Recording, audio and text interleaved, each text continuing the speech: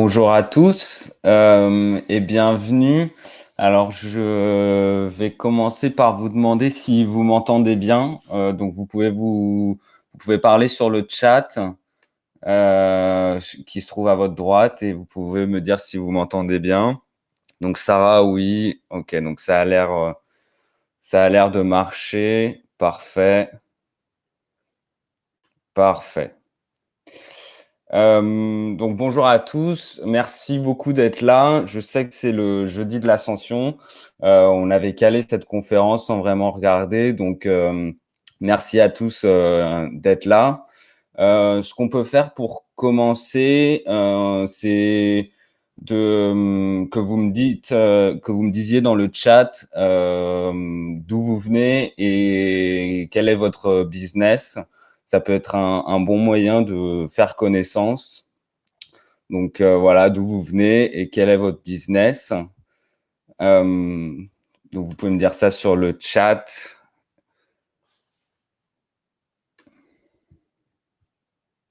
Donc Paris, Diane, Paris, formation en B2B, ok. Maubeuge, consultante en gestion, Sophie, ok. Parfait. Nantes, ok. Paris.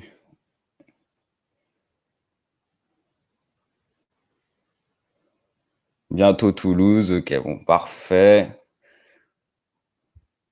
Hervé, consultant à Rouen, ok. Bon, bah parfait, il y a du monde, c'est bien, au top. Donc, voilà, encore une fois, bienvenue à cette conférence, donc prospecter, PME, prospecter sur les réseaux sociaux. Donc, je vais commencer. Euh, je pense que cette conférence, vraiment, elle prend tout son sens aujourd'hui avec la crise sanitaire qu'on est en train de connaître. Euh, En fait, la prospection, au départ, comment on l'a construite, c'était on allait au salon ou à des événements pour prospecter. Donc, c'était vraiment il y avait vraiment un contact avec nos prospects. Et aujourd'hui, ce type de prospection, en fait, est remis en cause.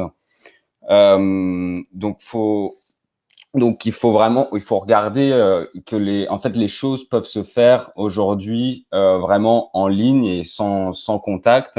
Donc, ce que je vais faire aujourd'hui, c'est vous parler d'une prospection B2B sans contact et 100% en ligne.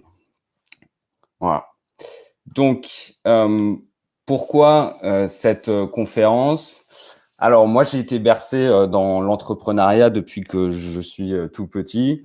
J'ai eu la chance de pouvoir partir aux États-Unis, en Californie, et j'étais dans une famille dans une famille où le père était entrepreneur d'une société dans le domaine des énergies renouvelables. Et cette société, aujourd'hui, elle est cotée au Nasdaq. Et vraiment, quand je suis parti là-bas, j'ai découvert l'univers de la Silicon Valley et ces entreprises qui ont une manière de voir les choses et un esprit entrepreneurial très différent de la France. Et, et c'est vraiment ce qui m'a marqué là-bas. Il y a aujourd'hui le digital aussi révolutionne en fait la manière dont on fait du business. On peut avoir une approche qui est locale mais aussi internationale, tout en restant chez soi et en ayant un impact sur le monde ou dans notre région, dans notre périmètre géographique. Et je pense qu'il faut que cette révolution digitale soit un avantage pour tout le monde. Donc aussi, là, il y a une autre chose qui me semble très importante, c'est que la singularité de chacun et l'histoire de chacun permet en fait de réussir si on arrive à mettre en place un marketing digital et une stratégie de prospection efficace. Donc ça, c'est vraiment notre projet avec CFP Talent, de faire de nos clients des leaders dans leur domaine, et de les aider à avoir et de les aider pour trouver des deals commerciaux. Je tiens à préciser, j'ai oublié de le préciser, que ouais, je fais attention au chat. Donc, si vraiment vous avez une question ou autre, voilà, je peux y répondre pendant la conférence. Donc, vraiment, n'hésitez pas à parler sur le chat et je fais attention à ce qui est dit. Donc, comment on va procéder? Donc, aujourd'hui, je vais vous faire une présentation générale. Je pense que la meilleure façon de transmettre quelque chose, c'est d'abord de faire un point de théorie. Donc, c'est ce que je vais faire aujourd'hui. On va regarder différents points ensemble avec des cas pratiques. Et ce que je vous propose, en fait, c'est d'avoir un entretien individuel avec chacun de vous pour vraiment apprendre à vous connaître, savoir quel est votre projet et regarder ensemble comment on peut vous aider, par quelle stratégie. Donc pour moi, c'est vraiment important qu'on ait cet entretien individuel, qu'on discute ensemble sur votre business, comment le développer. Donc pour prendre rendez-vous, c'est assez simple. Vous pouvez donc cliquer en fait sur le lien qu'il y a dans le chat. Donc prendre rendez-vous, c'est à travers la plateforme Le Campus. Et quand vous allez arriver sur ce lien, vous allez avoir un petit bouton jaune dans lequel vous allez pouvoir prendre rendez-vous. Et voilà, il y aura en fait, quand vous allez cliquer dessus, il y aura les disponibilités qui sont en vert.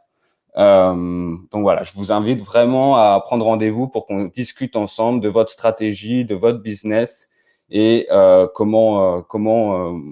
comment on peut vous aider à trouver des deals commerciaux.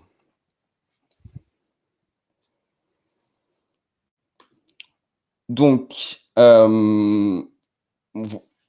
notre constat, c'est que, voilà, comme il est marqué, le parcours client en B2B a changé en 20 ans.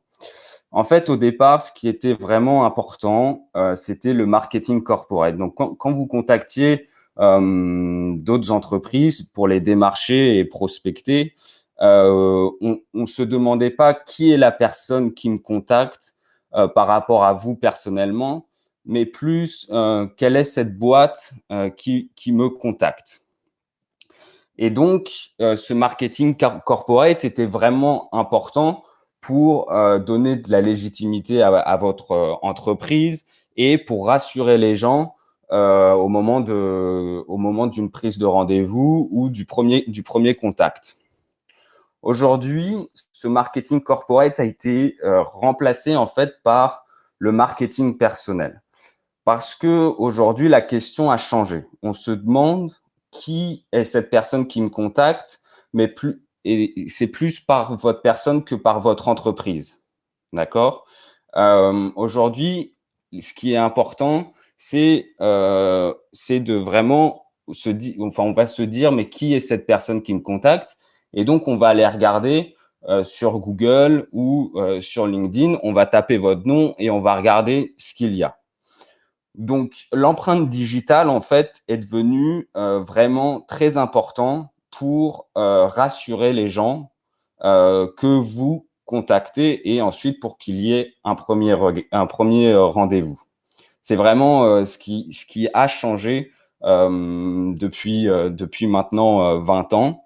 Et c'est vraiment la chose à laquelle il faut faire attention. En fait, donc, le challenge va être, le challenge au final, va être qu'on vous contacte directement et pas que vous démarchiez les gens. Donc, il va falloir développer sa notoriété digitale et être identifié sur vos réseaux comme l'expert dans votre domaine. Donc, c'est vraiment l'objectif ultime. Il faut que votre réseau vous voit comme la personne qui va résoudre un problème déterminé. D'accord? Il faut que vous soyez l'expert dans votre domaine et c'est ce qui est primordial au final. Donc, c'est des étapes. C'est des étapes. Va falloir développer sa notoriété et ensuite qu'on vous voit comme l'expert. Donc, ça prend du temps, mais c'est le but ultime. Donc, il va y avoir deux équations à résoudre. La première, c'est de voir comment créer ce profil d'expert et ensuite mettre en œuvre ce profil pour qu'il soit relayé et qu'on vous voit comme l'expert dans votre domaine. Donc là, ce que je vais faire, c'est je vais vous donner quelques points importants sur votre profil LinkedIn, qui pour moi est le plus important pour aller regarder en fait les personnes avec qui on est en contact et ce qui se passe, parce que c'est un réseau professionnel et donc c'est vraiment ce qui est déterminant.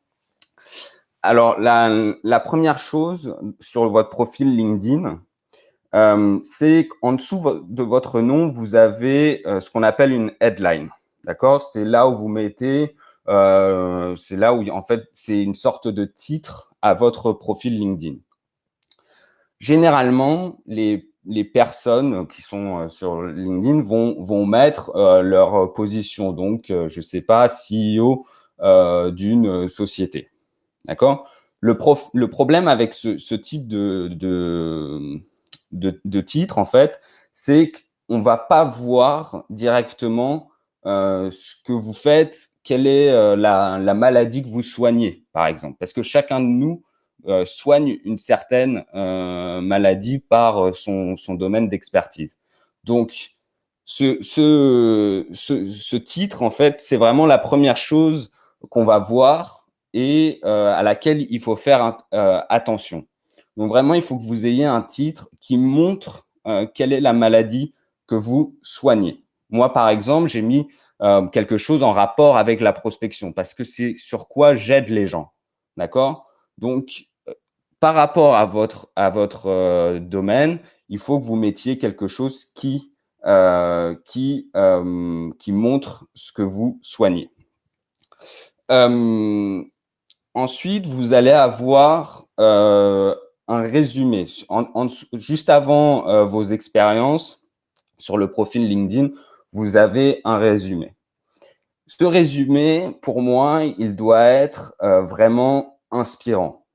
Je vais revenir sur ça après avec un cas pratique que je vais vous montrer.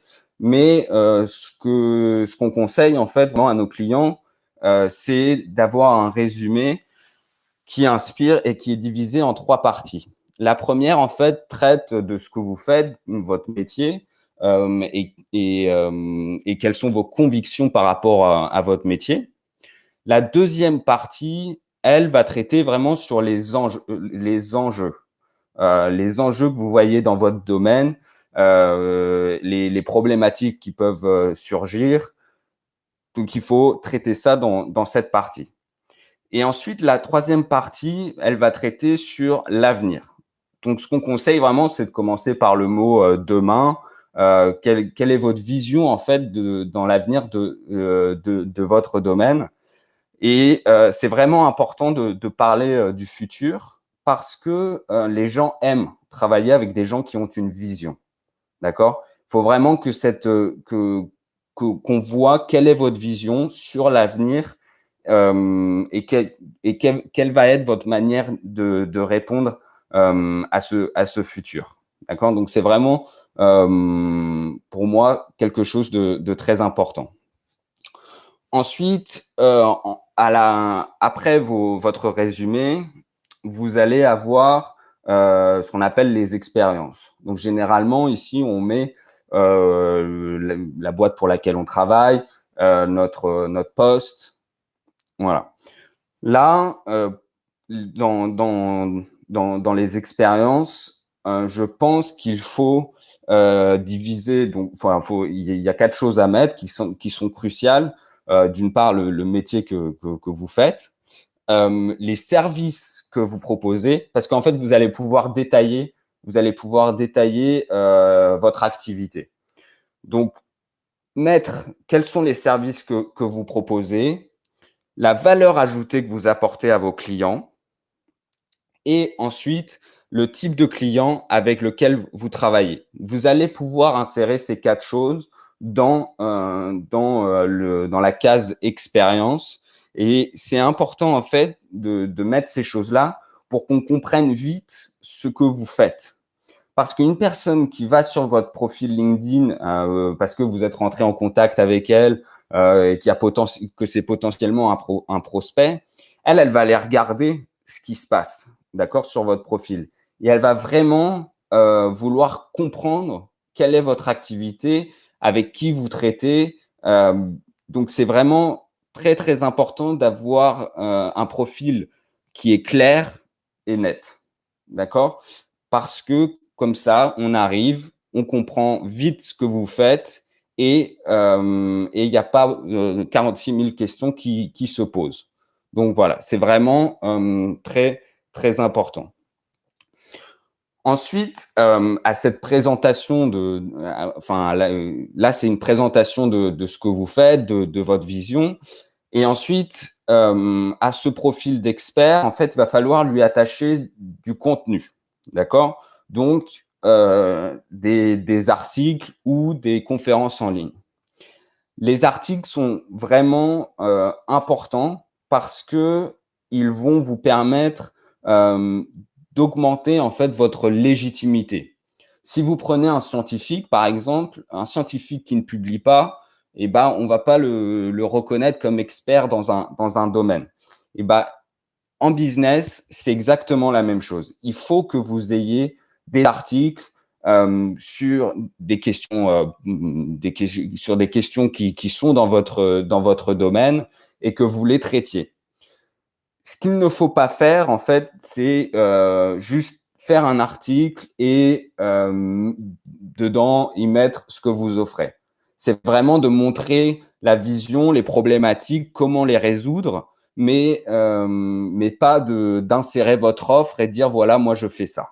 Non, vraiment, c'est de montrer qu'est-ce qui vous inspire, sur quoi vous traitez, quelle est votre vision sur un thème donné ou autre, et de montrer en fait à votre réseau que vous avez des réponses sur ces thématiques précises. D'accord? Il y a une question aussi enfin, il y a une chose qui est fondamentale, c'est que l'audience n'est pas le critère numéro un, d'accord, pour avoir des deals commerciaux. Si vous avez un réseau qui est bien constitué et que vous travaillez sur une thématique qui enfin, n'intéresse pas tout le monde, c'est sûr que vous n'allez pas faire 100 000 likes sur votre article. D'accord? Mais si vous avez un réseau bien constitué, précis et que ce que vous écrivez est en rapport avec votre réseau, alors là, c'est sûr que vous aurez des deals commerciaux à la suite, probablement, ou des rendez-vous, parce qu'il y a des gens qui vont être vraiment intéressés par ce que vous dites et parce que vous allez soigner en fait leur maladie, ce qu'ils craignent le plus. Donc vraiment, c'est très important de comprendre ça. Un article qui fait 5000 likes sur LinkedIn ne va pas forcément générer des deals commerciaux par la suite. D'accord? C'est vraiment si votre réseau est bien constitué que là ça va fonctionner. Donc là, ce que je vais faire, c'est que je vais vous montrer ce que je viens de vous dire par rapport à des cas pratiques. D'accord? Alors, je sais pas si vous connaissez cette personne. Cette personne, en fait, c'est Jay Shetty. C'est un Britannique et il a une histoire en fait qui est assez remarquable. Lui a fait en fait des études. Et il réussissait plutôt bien. Donc vraiment le critère bon à l'école, les faire des études pour ensuite trouver un travail. Et en fait, à l'âge de 22 ans, il a décidé de quitter tout ce qu'il avait, vraiment tout ce qu'il avait, et de partir en fait découvrir des moines hindous et de s'installer avec eux. Il est resté avec eux pendant 3 ans et il a découvert la méditation, le fait de vivre avec très peu. Et il a utilisé cette histoire pour aujourd'hui en fait travailler avec de nombreux groupes, de très grands groupes américains. Il est installé à New York, je crois même qu'il est millionnaire et il a vraiment utilisé en fait, enfin ce qui est remarquable, c'est qu'il a utilisé son histoire personnelle pour devenir l'expert dans son domaine. Donc aujourd'hui, il travaille surtout sur le développement personnel, et la méditation. Euh, et c'est vraiment quelque chose qu'il faut apprendre. C'est que par son storytelling, si on a un bon storytelling, ça peut être un levier énorme pour avoir du business. D'accord? Une personne qui va raconter une histoire qui impacte et qui fait réfléchir les gens, bah, ça va donner envie de travailler avec cette personne. Et donc, la leçon en fait à retenir de Jay Shetty, c'est que par son histoire et sa singularité, chacun peut réussir dans le business enfin, si on a un marketing digital efficace et une stratégie de prospection accompagnée avec ce marketing.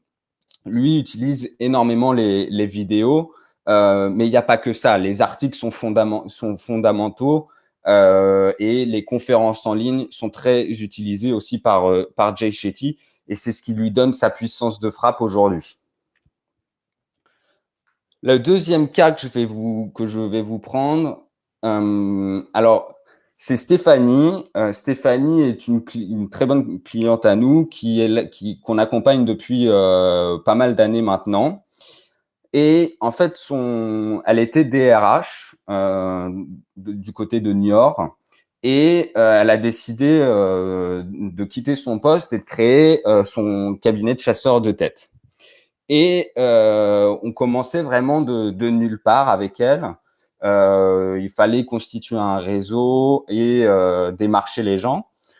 Donc ce qu'on a fait avec elle, c'est qu'on a créé d'abord un profil LinkedIn qui était pro et qui montrait bien qui elle était, en quoi elle croyait. Donc ce que je vous ai dit, son histoire.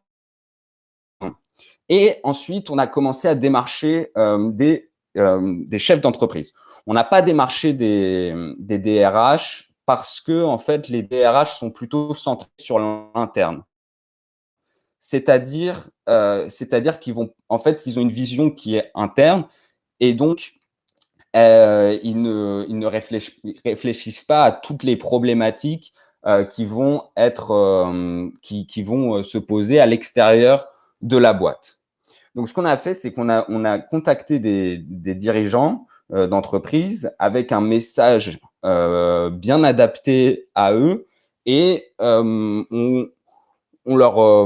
fait, on leur proposait d'avoir un entretien et le retour, en fait, a été vraiment efficace parce que beaucoup de dirigeants ont répondu positivement à la demande de Stéphanie. Et pourquoi, en fait, ils étaient intéressés? Déjà parce que peut-être qu'ils avaient besoin de personnes pour leur boîte ou pour le développement. Et aussi parce que dans le message, les dirigeants y voyaient un intérêt pour eux. Parce que peut-être un jour, ils allaient avoir besoin de changer de poste parce qu'ils changeaient de domaine ou autre. Donc, il y avait un intérêt pour eux à répondre positivement au message de Stéphanie. Et donc, c'est que cette stratégie, en fait, elle a très très bien marché. On a publié énormément d'articles avec elle. Elle a publié des articles qui sont tournés sur l'humain. Et vous voyez, la crise sanitaire qu'on a connue aujourd'hui n'a pas été un frein en fait à son activité, alors même qu'elle est dans le recrutement.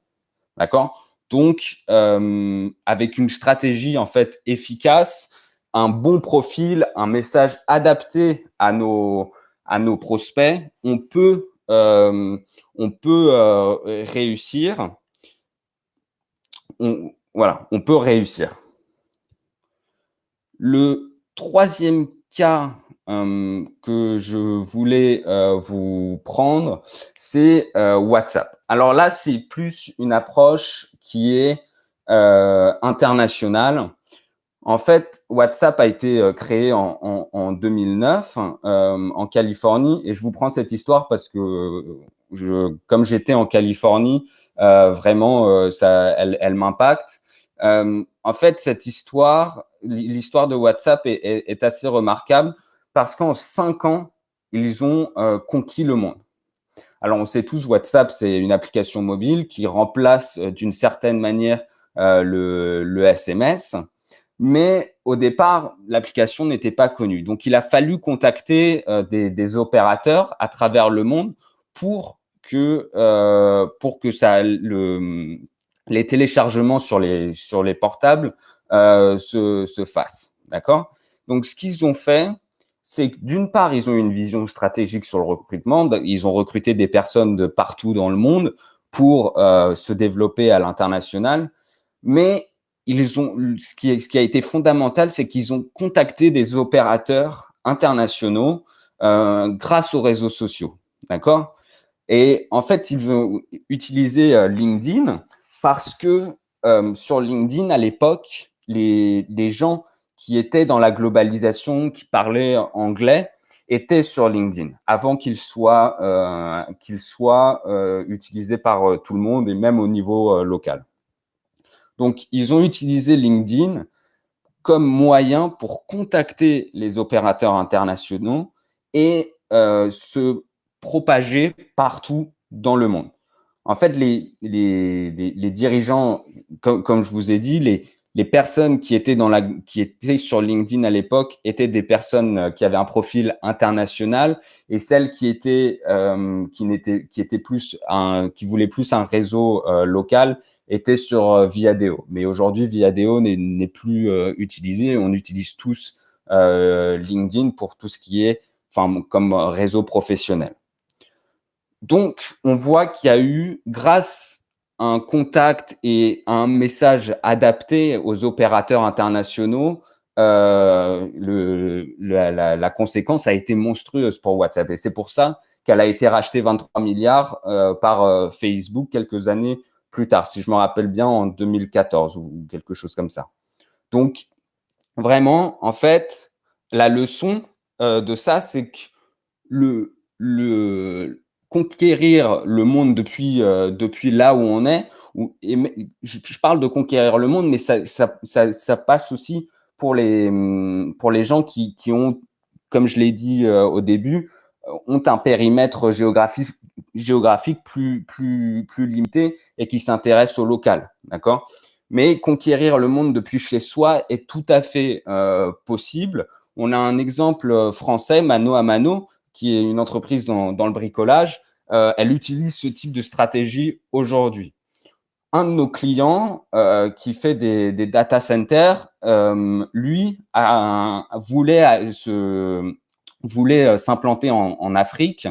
Et quand on a commencé à travailler ensemble, ce qu'on a fait, c'est qu'on a contacté des gens en Afrique qui pouvaient être intéressés par les data centers, et on a publié sur LinkedIn des articles qui traitaient qui traitaient des data centers et comment les implanter en Afrique et les problématiques qui étaient tournées autour de ça.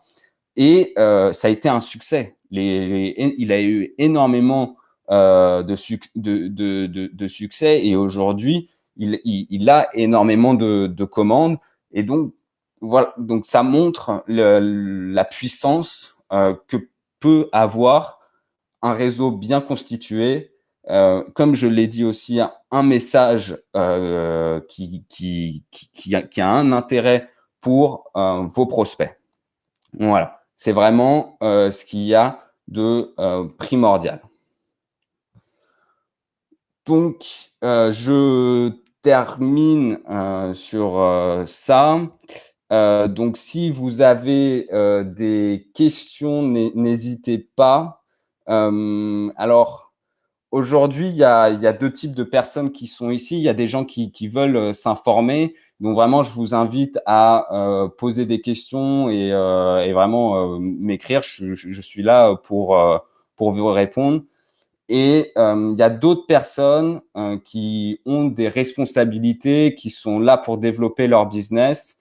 Et à toutes ces personnes, vraiment, je vous invite à prendre rendez-vous avec moi parce que ensemble, on réfléchira en fait à comment développer votre prospection, comment euh, comment travailler ensemble euh, pour réussir dans votre activité. Parce que la prospection est pour vous quelque chose de primordial, de stratégique et en plus quelque chose qui avec avec la crise sanitaire est devenu beaucoup plus important aujourd'hui pour survivre.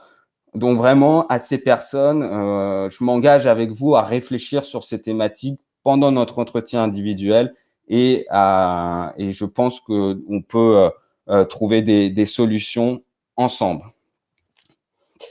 Donc, je vais commencer par répondre à vos questions. Alors, sur quels réseaux sociaux se positionner pour développer nos affaires?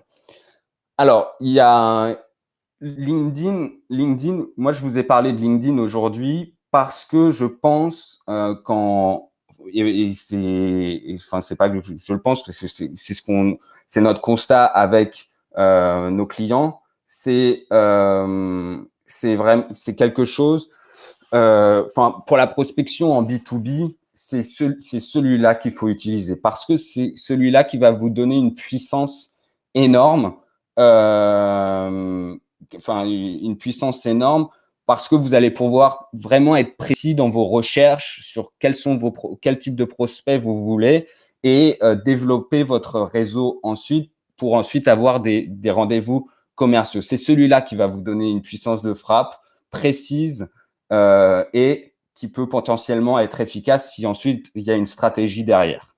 D'accord? Mais c'est celui-là qui va être le plus puissant. Si vous prenez des choses comme Facebook, Twitter, en fait, le problème avec cela, c'est plus dans le B2C. Vous n'allez pas pouvoir être aussi précis dans les personnes que vous contactez et dans vos prospects. Bonne question, Hervé.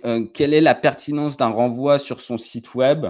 Alors, sincèrement, on va faire un test, je pense. Je crois pas qu'il y ait beaucoup de gens qui soient allés sur le site de CFP Talent, regarder ce qu'il y avait derrière.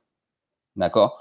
Je pense que le primordial, en fait, va être vraiment de voir, qu'on puisse voir qui vous êtes, euh, qu'est-ce que vous faites, qu'est-ce que vous dites sur la maladie que vous soignez, en fait. C'est ça qui va être le plus important et pas votre qui c'est pas ce que dit votre site web. Donc vraiment, c'est ce que vous allez dire sur dans le réseau, quelle va être votre empreinte digitale, qui va être pour moi le fondamental pour qu'une personne prenne rendez-vous avec vous et qu'elle voit qu'elle peut travailler avec vous.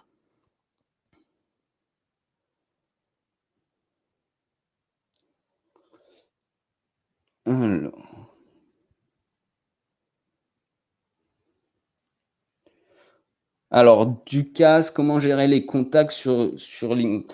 Alors, c'est c'est une stratégie qu'on pourra regarder, qu'on regarde pendant notre entretien individuel.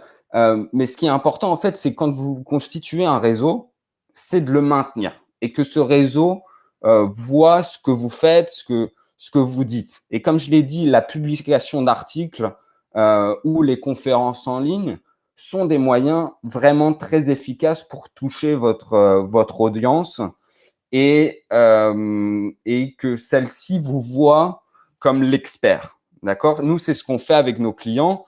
On publie des articles, on fait des conférences à travers le campus, et c'est ça qui permet à nos clients d'avoir un contact avec leur réseau. D'accord? Donc, c'est ce qu'il y a vraiment de fondamental après, comme vous le dites, après la mise en relation. C'est vraiment de maintenir ce réseau, de le maintenir informé de ce que vous faites. Je parle pas de posts que vous faites, voilà, je serai en live aujourd'hui à 9 heures. Non, c'est pas ça qui est le plus important. Le plus important, c'est les articles, les conférences ou même des vidéos, d'accord? Mais de publier des choses qui vous donnent une légitimité qui va grandir avec le temps plus vous publiez. Voilà, Lucas, j'espère que j'ai répondu à votre question.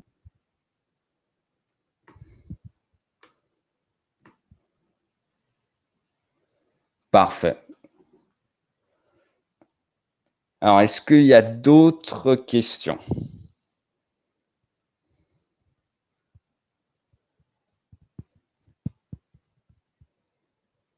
Vraiment, n'hésitez pas. Et si vous voulez qu'on en discute enfin, vraiment pendant l'entretien individuel, il y a vraiment aucun souci.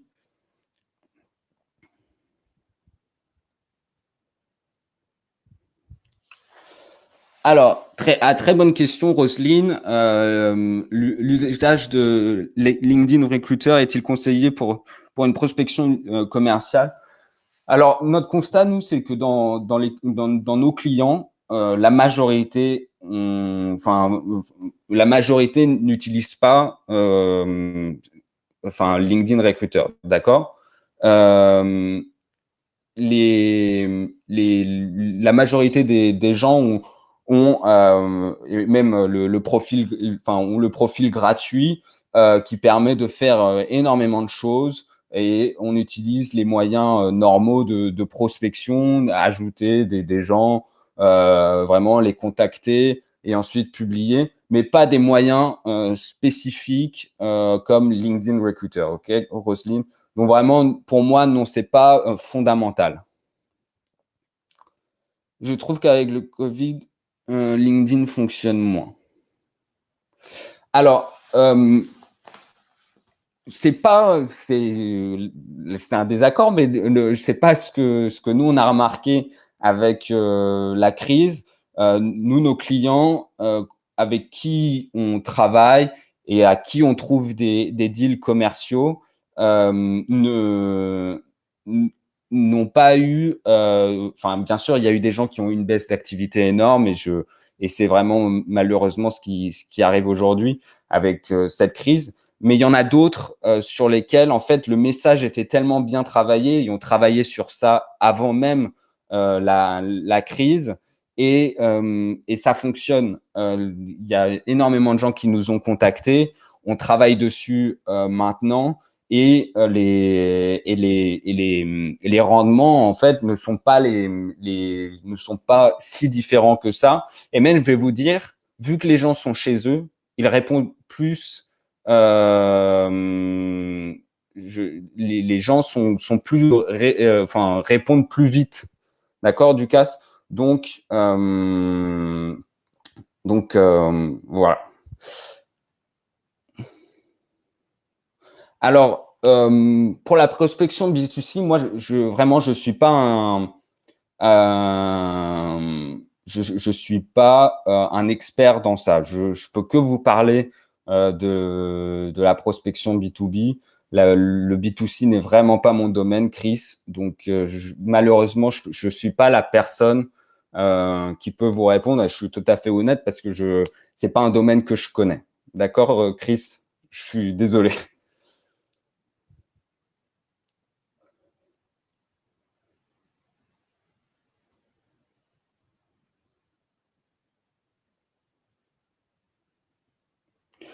Audrin, comment abandonner des domaines qui n'ont pas fonctionné?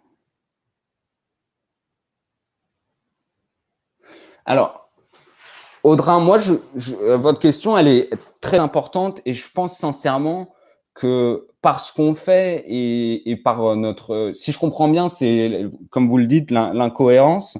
Euh, je pense que chaque personne vraiment a, et comme je vous l'ai dit, la singularité et l'histoire de chacun fait qui on est et qu'on est unique. Et donc, je ne pense pas, je pense vraiment qu'utiliser, il va y avoir des choses dans votre histoire qui font que vous êtes là aujourd'hui et que vous faites ce que vous faites. D'accord? C'est ce que je pense. Et donc, je pense qu'il faut travailler sur ce message et si on a un entretien individuel, ensemble, on va travailler là-dessus.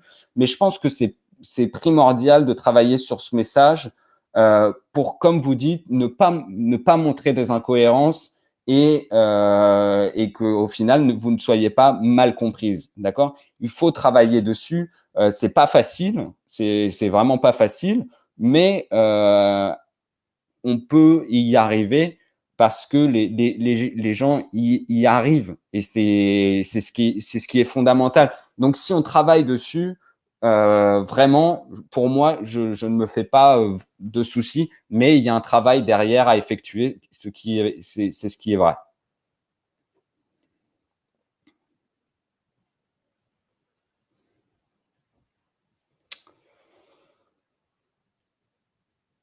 Alors, alors, Dominique, qu'en pensez-vous des emails?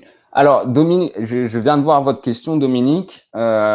Les, les emails, il faut, comme je vous l'ai dit, il faut un message adapté à vos prospects.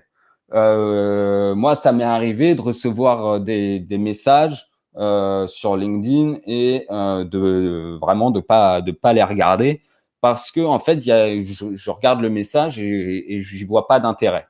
D'accord? Donc, faut que le message ait un intérêt. Mais après, c'est pas ce qu'il y a de plus important dans votre communication. Ce qui va être le plus important, Dominique, c'est, comme je l'ai dit, qu'on vous voit comme l'expert et que vous publiez des articles, que vous fassiez des conférences en ligne. Donc c'est vraiment sur quoi c'est sur quoi il faut miser, sur quoi il est important de travailler, mais les emails ne sont pas l'élément fondamental qui va faire que vous ayez des deals commerciaux ensuite. Ça peut vous aider, mais c'est pas ce qu'il va y avoir, c'est pas l'élément fondamental.